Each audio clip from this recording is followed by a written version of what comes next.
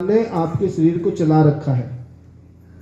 अगर वह जीवा घुमा दे, कुछ भी कर दे, नाम ही नहीं निकलेगा। क्या कर लोगे? कुछ नहीं कर पाओगे। उसे पूर्ण तरीके से ज्ञान दिया और कहा आप जंगलों में जाओ और वहां पे तप करो, और तपस्या से अवश्य फल की प्राप्ति होती है। भगवान आपका कल्याण अवश्य करेंगे, आप यहां से निकल जाइए। अब उसके आत्मदेव पिता वहां से चल दिए और वह जंगलों में जाकर के भगवान का कीर्तन भजन नित्य करते। और इधर धुंधुकारी, अब उसे डांटने वाले बड़े तो रहे नहीं। माता को पूछा कि पिता ने धन कहाँ रखा है, धन जल्दी से निकाल नहीं तो मार डालूंगा। अब माता को रोज मारते। माता ने दुखी होकर के एक दिन कुएं में कूद करके अपनी जान दे दी। बोले सच्चिदानंद भगवान की। मनुष्य जैसे कर्म करता है वैसा फल भी पाता है। अगर उसने अच्छी शिक्षा दी होती अपने बच्चे को तो आज उसे ऐसा दिन नहीं देखना पड़ता। मनुष्य जैसा कर्म करता है वैसा फल भी भोगता है, इसलिए उसने दुखी होकर के अपने प्राण दे दिए। अब गोकर्ण ने देखा कि अब तो ये कभी माता पिता तो रहे नहीं यहाँ पे, अब मैं अकेला बचा हूं, कभी क्या कर दे। तो उन्होंने कहा कि भैया मैं तीर्थ यात्रा के लिए जा रहा हूं। तो उन्होंने कहा कि ठीक है तुम निकल जाओ। अब वो भी चले गए। जब तीर्थ यात्रा में चले गए तो धुंधुकारी अकेला बचा।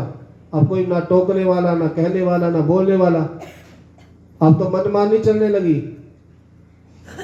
5 वेश्याओं को अपने घर ले आया। 5 वेश्याएं उनका पालन पोषण कर रहे थे। और एक दिन उन्होंने कहा कि हमारे लिए कोई अच्छे से गहने ले आ।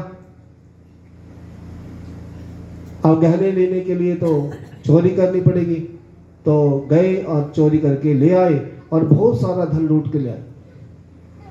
और उन वैश्यों ने सोचा कि एक दिन राजा ने इन्हें पकड़ लिया तो वो तो इन्हें मार डालेंगे और हमें भी साथ में, कि जो इनके साथ रह रही है धन तो इनका भी है, हम भी चोर गिनी जाएंगी। चोर के साथ रहेगा तो चोरी गिने जाएगा, और चोर के साथ रहने का हमें भी मार डालेगा। इससे बेहतर है कि हम ही से मार डालती है और फिर हम एक एक करके सारा बंटवारा कर लेंगे।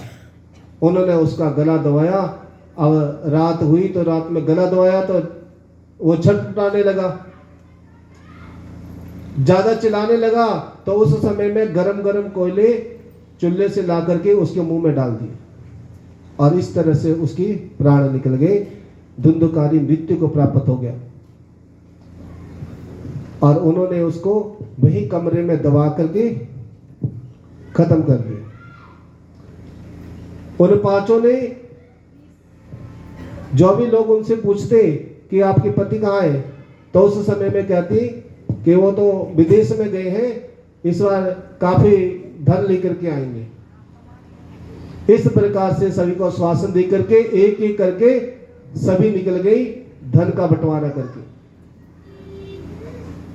और धुंधुकारी आत्मा बन करके अर्थात उसका प्रेत बन गया और प्रेत जो है वो चारों तरफ से हवा रूप में घूमने लगा।